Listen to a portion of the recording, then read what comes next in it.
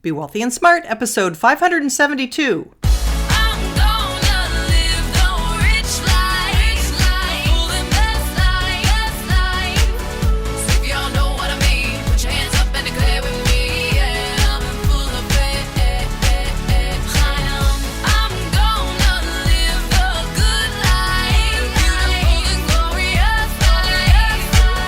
Step into a world of wealth and financial freedom without budgets, boredom, or bosses on Be Wealthy and Smart. And now, here's your host, Linda P. Jones. Welcome to Be Wealthy and Smart. I'm Linda P. Jones, America's Wealth Mentor, empowering women and men worldwide to financial freedom. On today's show, we're going to talk about why not to use online-only banks.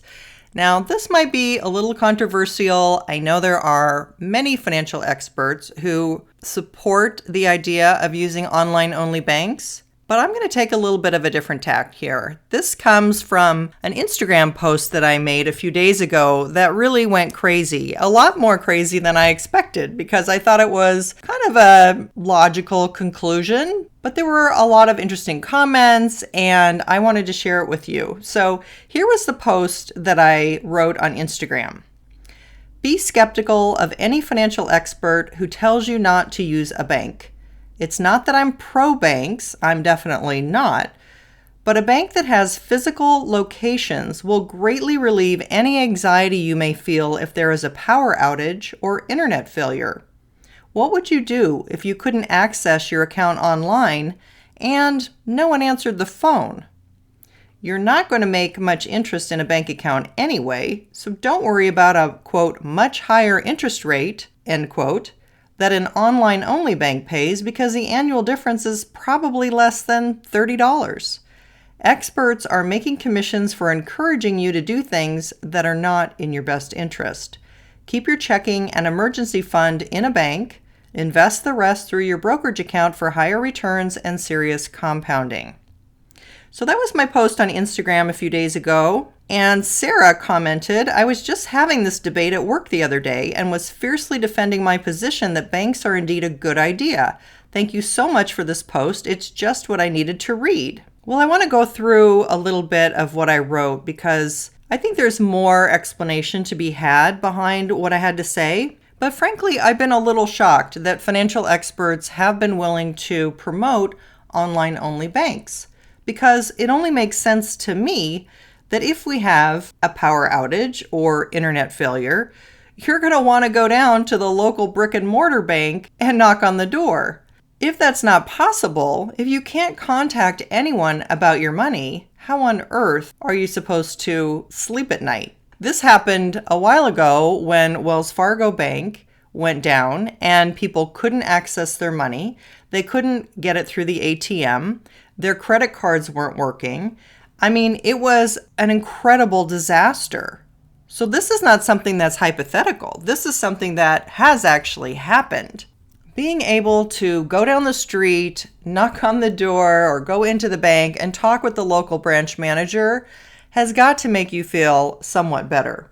It might not resolve all your problems because the problems may be greater than what the bank can handle, but at least you know you've done something to explore all avenues, which I can't imagine trying to use your computer to access your account or a phone to access your account is going to give you the same kind of satisfaction as literally being reassured by a human being that eventually this is going to work out.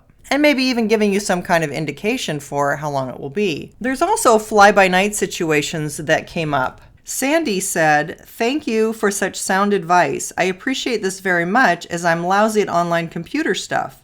I was recently robbed of my last money online, trying to get my life back financially." Well, that's another problem with online-only banks is who's really doing the checking to make sure that they're legit. It would be fairly easy for people to pose as online banks without really being checked out.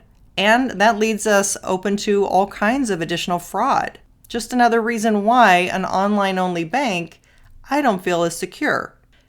Now to the part where I say you're not going to make much interest in a bank account anyway, so don't worry about a much higher interest rate that an online-only bank pays because the annual difference is probably less than $30.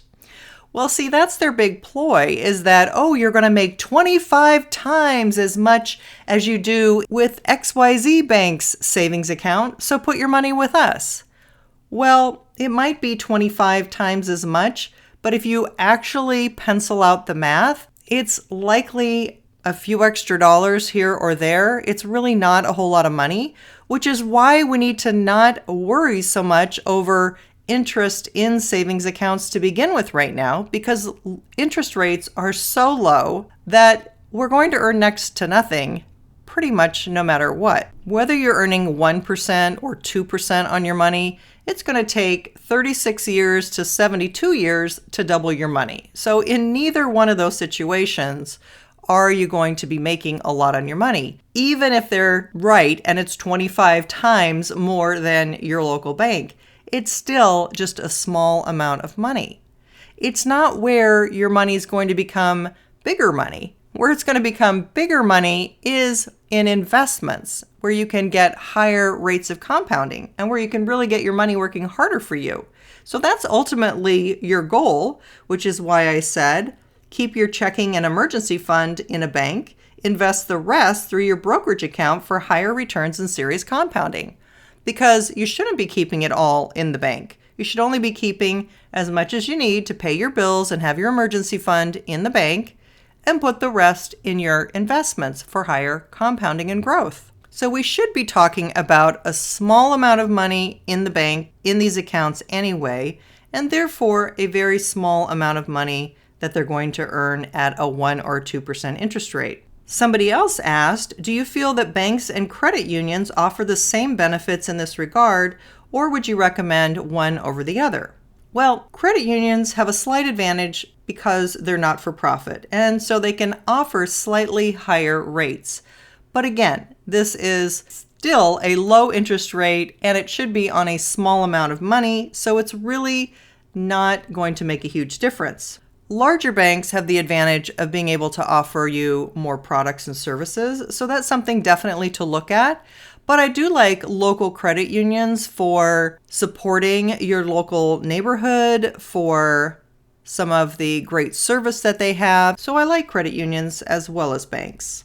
And finally, Lisa asked me, how much cash should we have on hand in the house?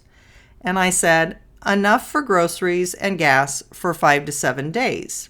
It's important to have some cash in your home because you never know what kind of an emergency can come up. And in this computer age, it is possible for all electronics to go down.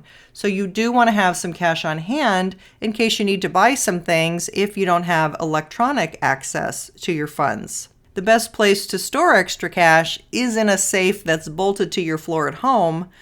If you don't have one, that's a goal to put on your list to get. If that's something you can't afford, then get more creative with how to hide your funds. Do not put them in your sock drawer or under your bed. That's the first place that burglars look. So in summary, I think it's important to keep some money in the bank that has local branches nearby you, preferably not that bank that had the electronic outage, preferably a different bank. Whether it's a bank or a credit union, I think you're good both ways. As long as you've got a local branch, I would go with them and stay away from online-only banks.